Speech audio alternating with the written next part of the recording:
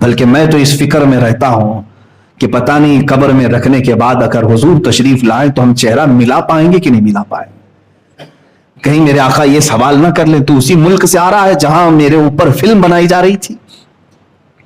اسی ملک میں ہم، جس ہندوستان میں ہم ہیں، اسی ملک میں میرے نبی کی شان میں توہین آمیز فلم بنانے کا اعلان ہوا. اس کا ٹریلر یوٹیوب پہ ڈال بھی دیا گیا، رنگیلا رسول.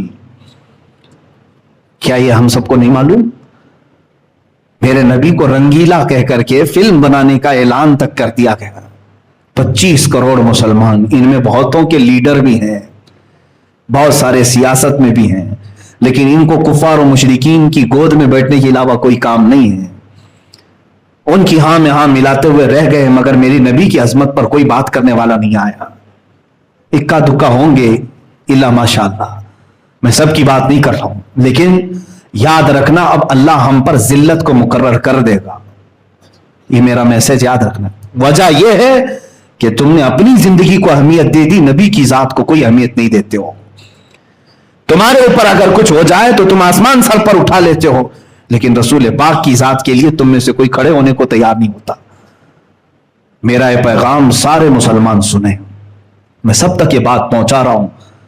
اقبال نے سچ کہا، بمصطفیٰ برساں خیش کے دی ہم اوست، گر بہ نہ رسیدی تمام بول حبیس. اے بندے تو اپنے آپ کو رسول تک پہنچا لے، یہی دین ہے پورا تیرا. اور اگر تو ان کی ذات میں سیریس نہیں ہوا تو تجھ میں اور ابو لہب میں کوئی فرق نہیں رہ گیا. ابو لہب کی زندگی گزارنا چاہتے ہو؟ ابو لہب کی طرح جینا چاہتے ہو؟ عزیزان گرامی وقار، رسول کریم صلی اللہ تعالی علیہ وسلم کی جب جب بات آئی ہے قرآن میں، میرا رب کس طرح دفاع کر رہا ہے، آپ کو حیرت ہونی چاہیے. مکہ والوں نے جب یہ کہا ودع رب محمد محمدا، محمد کے رب نے محمد کو چھوڑ دیا، اس لیے کہ 15 دن تک کوئی آیت نازل نہیں ہوئی تھی. 15 دن تک قرآن کی کوئی آیت نہیں آئی تھی، تو کافروں نے بات بنانا شروع کر دیا کہ محمد کے رب نے محمد کو چھوڑ دیا. جانتے ہو یہ میرے رب کو گوارا نہیں ہوئی بات. جواب میں پوری سورہ نازل فرما دی، وَالضُّحَىٰ وَاللَّيْلِ إِذَا سَجَىٰ مَا وَدَّعَكَ رَبُّكَ وَمَا قَلَىٰ. میرے نبی کے چہرے کی قسم، چہرے وَالضُّحَىٰ کی قسم جو صبح کے سورج کی طرح چمکتا ہے، ان کی زلفوں کی قسم، ما ودعک ربک وما قلا. اے نبی، نہ آپ کے رب نے آپ کو چھوڑا ہے اور نہ کچھ کم کیا ہے.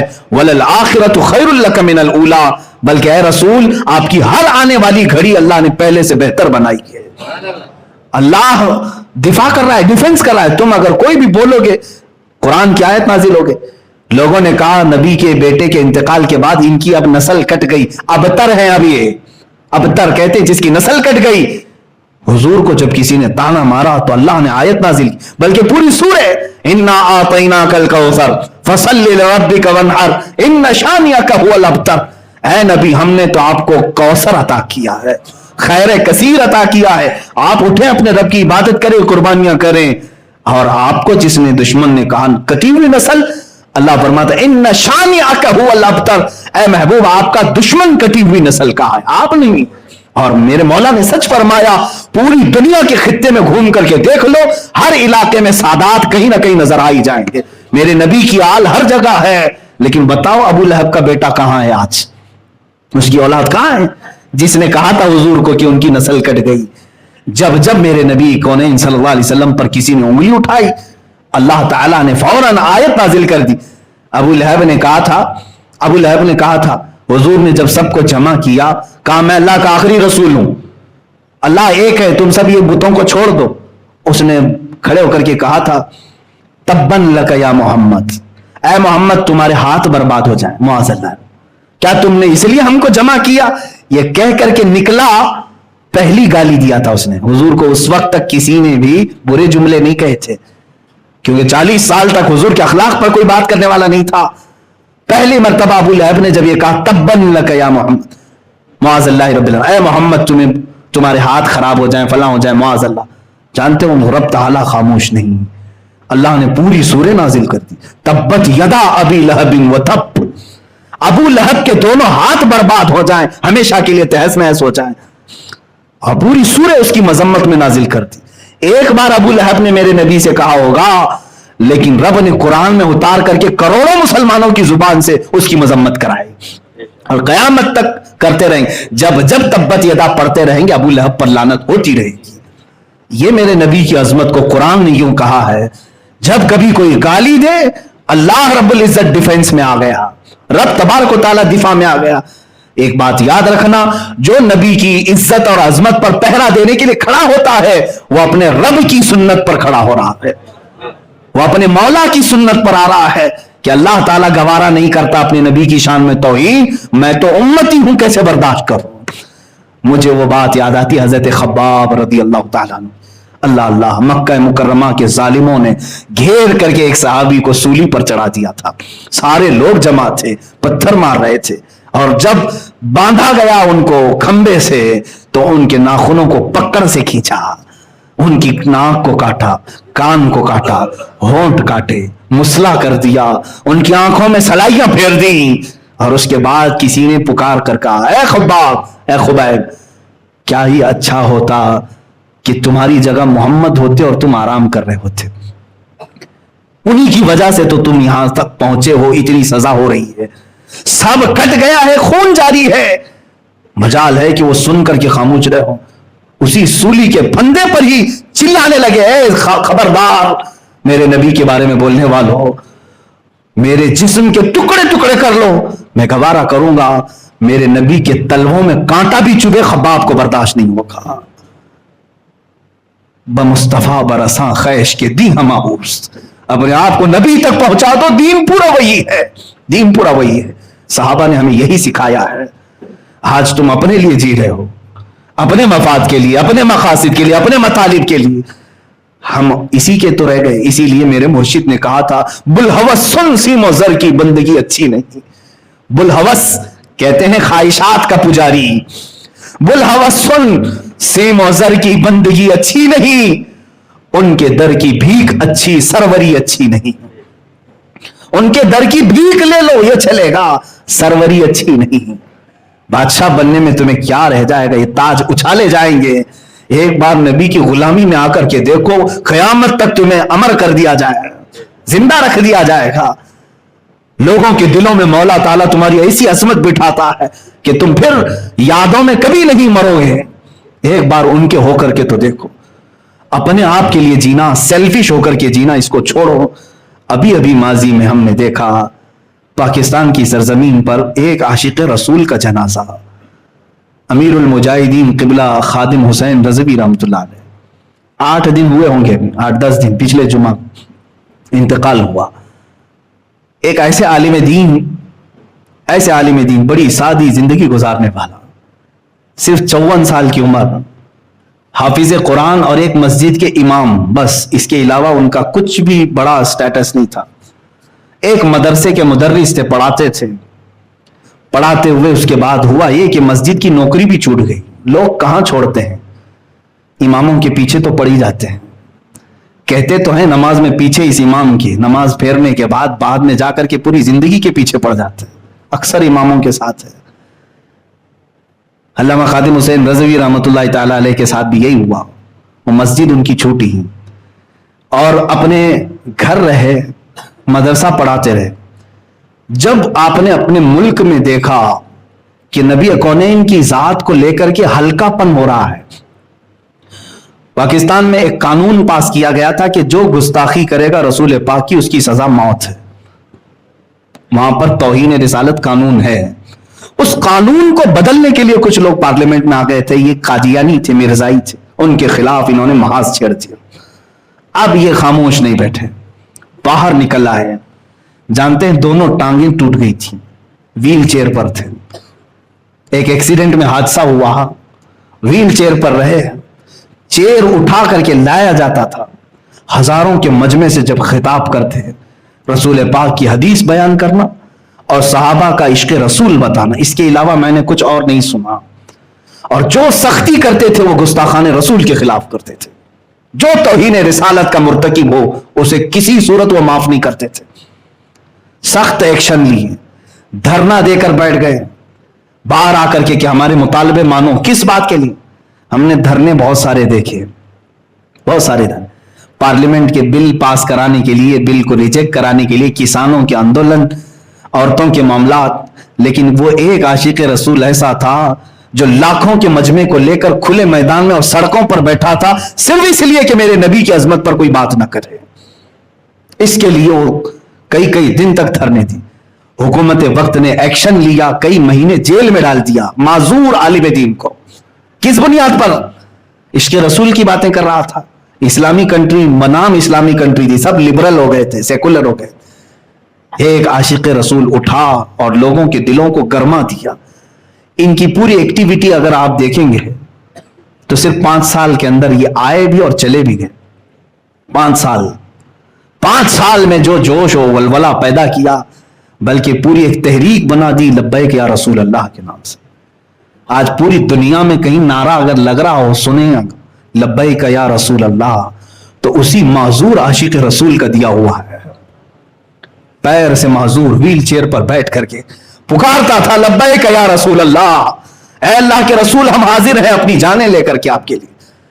ان کے غلاموں پر, ان کے شاگردوں پر پولیس نے شیل برسائے, آنسو گیس کے گولے داغے, اور ایک نہیں 50 لوگوں کی جانیں گئی دھرنے میں. یہ نبی کی عظمت کے لیے پھر بھی ڈٹا رہا. جانتے ہیں آخری وقت, 8 دن پہلے 104 ڈگری بخار ہے اور نومبر کی ٹھنڈیاں ہیں. سخت ٹھنڈی میں بھی پتلی سی چادر لے کر کے ویل چیئر پر وہ میدان میں آ گئے. ڈاکٹروں نے کہا تھا اتنا بخار ہے آپ کو ہوا نہ لگے. انہوں نے یہ کہا کہ اگر نبی کونین نے مجھے سوال کر لیا کہ میرے سارے غلام میدان میں تھے, تو گھر میں کیوں بیٹھا تھا, تو میں اپنے لنگڑے پن کا عذر نہیں پیش کر سکوں گا, مجھے جانا ہے. آ بھی گئے, بخار سر پہ چڑھ گیا. اسی دھرنے کے بعد واپس آئے, اور جب انہوں نے یہ دیکھا کہ فرانس میں گستاخی ہوئی اور ہمارے ملک کی طرف سے کوئی ایکشن نہیں لیا گیا, اسی غم میں وہ اس دنیا سے چلے گئے. لیکن میں نے دیکھا, محسوس کیا, ان کا خاندان کیا تھا. وہ ایک عام گھر میں پیدا ہوئے تھے, عام گھرانہ, دینی گھرانہ تھا, لیکن باپ کوئی سجادہ نشین یا پیر نہیں تھے, کوئی خانقاہ سے نہیں, مزدوری کرنے والے ایک عام انسان کے گھر میں پیدا ہوئے, حافظ قرآن بنے, عالم دین بنے, اور دین کی حفاظت کے لیے کھڑے ہوئے, اور پیر ٹوٹ گئے تو ویل چیئر پر آیا. اور اس کے بعد میں نے دیکھا میرے نبی سے وفا کرنے والے کے ساتھ اللہ کیا انعام دیتا ہے. جب وہ جنازہ میدان میں آیا, اللہ اللہ, آج تک تاریخ لکھنے والے بتا رہے ہیں 70 سالہ پاکستان کی تاریخ میں اتنا بڑا جنازہ کسی کا نہیں ہوا, جس میں 50 لاکھ سے زیادہ کا مجمع بتایا جا رہا ہے. معمولی بات نہیں, جتنی بھی تعداد ہو, 40 ہو کہ 50 لاکھ, پیر رکھنے کی جگہ نہیں. یہ سارے لوگوں کو کون میدان میں جمع کیا, کون لے کر کے آیا؟ کیا ان کو کسی الیکشن میں ٹھہرنے والا امیدوار پیسوں پر جمع کیا تھا؟ ارے اس جنازے کو جب لایا گیا تو 48 گھنٹے کے بعد لایا گیا تھا. 48 گھنٹے انتقال ہونے کے 48 گھنٹے کے بعد. اور مجھے ان کے قریبی شاگرد نے آج خبر دی کہ حضرت ہم نے اس غلام رسول کی زندگی کو دیکھا, 48 گھنٹے بغیر برف, بغیر فریج کے رکھا گیا تھا. اور جب جنازہ لے کر کے ہم اٹھے ہیں 48 گھنٹے تک نہ ہم نے ناک میں روئی رکھی, نہ کانوں میں روئی رکھی تھی. کوئی بھی انتقال کر جائے تو ناک اور کان اس لیے بند کرتے ہیں کہ ہوا اندر جاتی ہے, پیٹ پھول جاتا ہے, جسم پھول جاتا ہے. 48 گھنٹے کے بعد بھی وہ عاشق رسول جا رہا تھا تو ایسے جیسے کہ آرام سے سویا ہوا دولہا جا رہا ہو, جسے شان سے لے جایا گیا اور میرے عزیزوں قبر میں اتارا گیا. موت اس کی جس کا کرے زمانہ افسوس, یوں تو یہاں سبھی آئے مرنے کے لیے. میں نے یہ محسوس کیا, جو زندگی اپنی میرے نبی کے لیے وار دے, میرے آقا اسے ضائع نہیں ہونے دیتے, پھر اس کو سارے لوگوں کے دلوں کا بادشاہ بنا دیا جاتا ہے.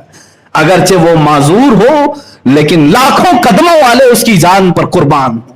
بڑے بڑے پیر, بڑے بڑے آستانے وہاں تک نہیں پہنچ سکے جو ایک عاشق رسول کھڑا ہوا تھا اپنی معذوری میں. عزیزان گرامی وقار, میں پھر اسی بات پر اپنا اختتام کرتا ہوں. اقبال نے سچ کہا, بمصطفیٰ برساں خیش کے دی ہم آؤست, अपने आप को रसूल तक पहुंचा दो कि दीन पूरा यही है। अगर बहू न रसीदी तमाम अबू लहबी, अगर उन तक तुम नहीं पहुंच सके तो तुझ में और अबू लहब में कुछ फर्क नहीं रहेगा। आज जो हालात हमारे हैं, अबू लहब की तरह जीने के लिए हम तैयार हो गए। मेरे नबी को कोसा जाए, मेरे नबी की ज़ौजा मुतहरा आयशा सिद्दीक़ा को माज़अल्लाह ज़ानिया कहा जाए, उस वक्त तक अगर हमारे कान सलामत रहे, हमारा जिस्म सही सलामत बाकी रहा, तो इसका मतलब है कि हमारे से सख्त सवाल होने वाले हैं। तैयार रहना, किसी का उज्र कबूल नहीं किया जाएगा, हत्ता कि मेरा भी, मैं अपने लिए भी कह रहा हूं, उज्र नहीं कबूल करेगा रब ताला। अगर तुम ये कहो कि मौला मैं मजबूर था, मैं कमजोर था, तो रसूल पाक तुम्हें बता देंगे मैं तो तुझ तक दीन पहुंचाने के लिए अपने नन्हे बच्चे भी कुर्बान कर दिए। तुम अगर ये कहोगे कि अल्लाह मैं बूढ़ा था, मैं कुछ कर नहीं सकता था, रसूल पाक, ये पूरा बयान मैं कर रहा हूं अभी फिलहाल, यही खादिम हुसैन ने कहा था। अगर तुम में से कोई बूढ़ा ये कह दे कि मैं तो कमजोर था, तो रसूल पाक तुम्हारे सामने अमीर हमजा के बुढ़ापे को पेश कर देंगे, अमीर हमजा को पेश कर देंगे, जो 60 साल की उम्र में उहद में आया, सीना चाक करके उनका कलेजा चबाया गया रसूल पाक के सामने। हुजूर का सगे चचा थे, सगे चचा। हुजूर अगर कह दें कि मैंने वो सब देख लिया, तो अपने घर में आराम से सो रहा था। अगर तुम ये कहो मैं तो मजदूर था, मैं मजदूर था, मैं क्या कर सकता, मेरे आका बिलाल हबशी को सामने कर देंगे, ये तो गुलाम था, मेरा नाम लेता तो इसे मारा जाता था, इसकी पीठ गल गई थी। तू कौन सा बहाना पेश करेगा, तुम कौन सा बहाना करोगे। औरतों के लिए भी मामलात आएंगे, तो अगर औरतें ये कह दें कि हमारे पास कोई रास्ता ही नहीं था आपकी इज्जत पर पहरा देने का, मेरे नबी उस वक्त हजरत सैयदा सुमैया को पेश कर देंगे। एक ये भी खातून है जिसकी उम्र बुढ़ापे को पहुंच गई है, काफिरों ने सिर्फ इसको मारा क्यों था, इसलिए कि नबी की बात करती थी, हुजूर अकरम सल्लल्लाहु अलैहि वसल्लम की मोहब्बत की बात करती थी। मक्का वालों ने सैयदा सुमैया को यूं ही नहीं मारा, बल्कि उनके हाथ और पैर को घोड़े के चारों पैरों से बांध करके दौड़ाया था। सुमैया को दौड़ाया गया था घोड़े के पैरों से बांध करके, फिर अबू जहल ने उनकी शर्मगाह पर नेजा मार के शहीद किया था। मेरे आका अगर सैयदा सुमैया को पेश करते तो क्या बहाना हमारे पास रहेगा, कोई उज्र है हमारे पास तो बताओ। अगर तुम ये कहो कि मैं जवान था, अभी अभी शादी हुई, मेरे आका हजरत हंजला को पेश कर देंगे, ये हंजला है, आज शादी किया है, आज सुहाग रात थी, बस नबी की बात कानों में आ गई कि कोई दुश्मन मेरे नबी पर हमला कर रहे हैं, अपनी बीवी से कहा ये शरीक हयात अलविदा, मैं जा रहा हूं, मैं जा रहा हूं, जिंदगी बाकी रही तो मुलाकात होगी, वरना कयामत में हम मिलेंगे। निकल गए। गुस्ल की हाजत थी, अपनी बीवी से उठने के बाद गुस्ल तक नहीं किया हंजला ने, उहद में शरीक हो गए, और दूसरे दिन देखा गया तो उनकी शहादत भी हो चुकी थी, इंतकाल भी हो। अगर जवानों तुम कहोगे कि अभी अभी शादी हो रही थी इसलिए मैंने कोई एक्शन नहीं लिया, नबी कौनैन तुम्हारे सामने हंजला को पेश कर देंगे, इसकी तो आज ही शादी हुई थी। अब्दुल्ला अस्वद वो सहाबी हैं जिनको हजरत उस्मान गनी ने शादी के लिए पैसे दिए थे, जा सामान खरीद करके ला, आज तेरी शादी। लेकिन शाम को ऐलान हुआ कि नबी की जात पर हमला हो रहा है, यह मुजाहिद साहबी शादी का सामान लेने की बजाय तलवारें खरीदने चला गया, घोड़ा खरीद लाया, तलवार ले आया, कहा शादी करके इस जी करके क्या फायदा अगर मेरी नबी की इज्जत बाकी नहीं रही। मेरे अजीजों, फिर मैं यही कहता हूं, बमुस्तफा बरसा खैश के दी हम आउस, अपने आप को नबी की जात तक पहुंचा दो, दीन यही है। अगर बऊ न रसीदी तमाम अबू लहबीस, अगर उन तक नहीं पहुंचे तो ये सब अबू लहबी है, तुम में और अबू लहब में फर्क नहीं। आज मेरे जज्बात यहां तक मुझे बोलने पर मजबूर किए, इसलिए कि मेरे नबी की बात है। मेरे अजीजों, आज दिल टुकड़े टुकड़े है, आज हमारा जिस्म पारा पारा होना भी चाहिए। मुझे इमाम गजाली की वो बात याद आती है, इंतजार करो ऐ मुसलमान, तुम्हारे नबी की अजमत पर जब हमले हों और तुम खामोश घरों में बैठे रहो, चंद दिन और इंतजार कर लेना, सड़कों पर तुम्हारी माँ और बहनों को नीलाम किया जाएगा, बेचा जाएगा और तुम कुछ नहीं कर सकोगे। तुम्हारे बच्चे तुम्हारे सामने मारे जाएंगे और तुम कुछ नहीं कर सकोगे। आज कुफ्फार और मुशरिकीन वो सब प्लान कर रहे हैं और तुम सब मारे जाओगे, उसमें मैं भी शामिल हो सकता हूं। इसलिए उठो उठो, वो घर ना हश्र ना होगा फिर कभी, दौड़ो के जमाना चाल अपनी चल गया। मेरे अजीज, आप अपने बच्चों से वफा की उम्मीद रखते हैं, बच्चों से बार बार ये कहते हैं बेटा मैंने तुझे बड़ी मेहनत से पाला है, रात को जाग करके तेरी बीमारियों में मैंने तीमारदारी की है, खून पसीने की कमाई एक कर दिया, तब तुम अपने बेटों से वफा की उम्मीद रखते हो। क्या रसूल अपनी उम्मत से वफा की उम्मीद नहीं रख सकते? वो रसूल जो रात रात भर रोते रहे हो, अपनी उम्मत से वफा की उम्मीद नहीं रखेंगे? और अगर उनकी उम्मत उनसे बेवफाई करे तो उन्हें कितना ठेस पहुंचता होगा, कितनी तकलीफ होती होगी। इसलिए बदलो अपने आप को। हम नबी के लिए हैं और नबी के लिए जी रहे हैं और उठाए भी जाएंगे नबी के लिए ही। इसीलिए मेरे मुर्शिद ने आखिरी जमाने में ये अपनी नात में हमें मैसेज दिया था, जिंदगी ये नहीं किसी की किसी के लिए, जिंदगी है नबी की नबी के लिए, ना समझ मरते हैं जिंदगी के लिए, जीना मरना है सब कुछ नबी के लिए। मेरे आका सल्लल्लाहु ताला अलैहि वसल्लम के लिए जियो, उन्हीं के लिए रहो, फिर देखो तुम्हारी इज्जतें अल्लाह इतनी बढ़ाएगा कि जिस दिन हमारा जनाजा उठेगा उस दिन ये कहा जाएगा अर्श पर धूमें मची कि मोमिन सालेह मिला, फर्श पर मातम उठा के तय्यब व ताहिर गया। हर जमीन का टुकड़ा तुम्हारे गम में रोएगा, आशिक रसूल जा रहा है, फरिश्ते तुम्हारे इस्तकबाल में खड़े होंगे कि एक बड़ी जात वाला आ रहा है, बड़ी हैसियत वाला आ रहा है। इसलिए कि जब एक आशिक रसूल दुनिया से जा रहा होता है, मेरे आका अपने सहाबा के साथ उसका इस्तकबाल करते हैं। इससे बेहतर और जिंदगी चाहिए? नबी जिसका इंतजार करें अपने सहाबा के साथ, उससे बेहतर हमारे लिए कोई जिंदगी नहीं। उन्हें जाना, उन्हें माना, न रखा गैर से काम, लिल्लाहिल हम्द मैं दुनिया से मुसलमान गया। आज ले उनकी पनाह, आज मदद मांग उनसे, फिर न मानेंगे कयामत में अगर मान गए।